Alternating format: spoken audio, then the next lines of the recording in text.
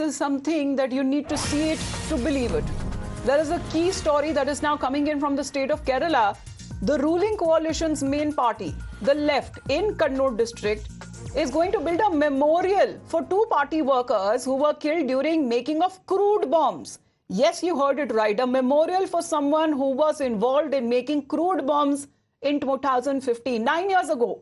They've released a poster which says that Martyrs Memorial will be inaugurated by M.V. Govindan on the 22nd of May. And the two left workers who were killed while making crude bombs in Kolavurur on the 6th of June in 2015. The party state secretary at that time, Mr. K. Balakrishnan, had openly denied any links with the explosion. And when asked about the inauguration, the CPM General Secretary M.V. Govindan evaded the question, saying that the decision will be taken by the party district leadership.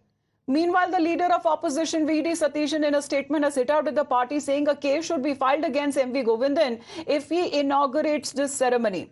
Let me go across to Jayalakshmi, and we also have Pranesh joining in, because this is something that we have never heard of, Jayalakshmi. Is this even possible? When it comes to the makers of crude bombs who died, they are now being revered as martyrs. Why venerate them?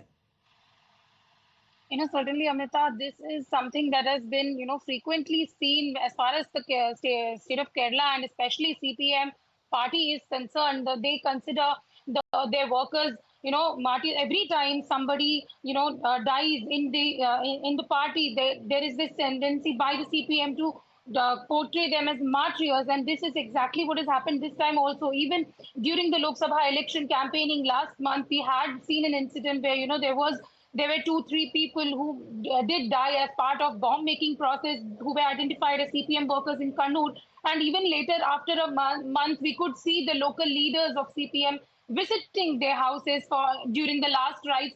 So this is something that, initially the party comes out and says that the party does not have a stand, or that it does not know about this, and they completely deny their involvement in such incidents. And later, we can see the party coming out and honoring these same comrades, calling them martyrs for the incident. And this is something that the state of Kerala has frequently seen. And this is one such incident where, even back in 2015, when the incident had initially occurred, the state secretary has come and denied any kind of links with the party and said that the party is not involved in such incidents. And later, well, it will be very difficult for M.V. Govindan to explain his stand now. Pranesh, is the left endorsing bomb culture?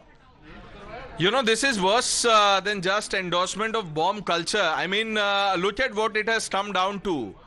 This is a party that in its manifesto promises to do away with nuclear weapons.